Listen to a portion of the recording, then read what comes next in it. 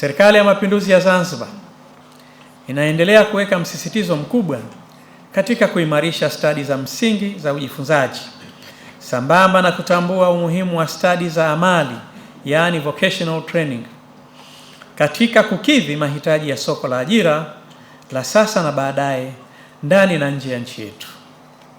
Vile vile, kwa lengo la kukabiliana na changamoto zinazoathiri ujifunzaji, serikali inaendelea kuimarisha miundombinu ya elimu kwa kuweka mazingira bora ya kujifunza na kufundishia.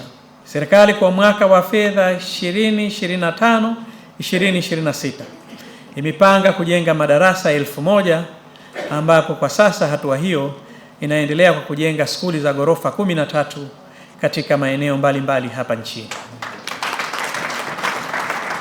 Lengo ni kupunguza msongamano wa wanafunzi madarasani na kuondoa mikono miwili uingiaji skuli kwa baadhi ya skuli ambazo bado zinaendelea na utaratibu huo. Kadhalika, serikali imedhamiria kuajiri walimu 1500 ili kuboresha uwiano wa walimu na wanafunzi. Hatua hizi zote zinaendelea kutekelezwa na zinaonyesha dhamira ya dhati ya serikali ya kuimarisha ubora wa elimu hapa nchini.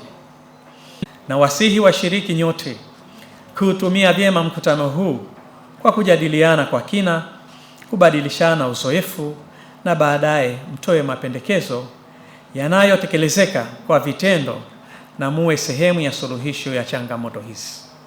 Napenda kutumia nafasi hii kutoa shukurani kwa niaba ya serikali kwa washirika wetu wa maendeleo wakiwemo UNICEF, World Bank, GP, SIDA, USAID pamoja na Milele Foundation na wengine wote ambao sikuwataja hapa kwa ushirikiano wenu thabiti na serikali katika kukabiliana na changamoto hizi za ujifunzaji kwa kuweza kutekeleza programu mbalimbali zenye matokeo chanya ikiwemo Teaching at the Right Level na Catch Up Classes ambazo zote zimelenga kuwainua wanafunzi kulingana na viwango vyao vya ujifunzaji.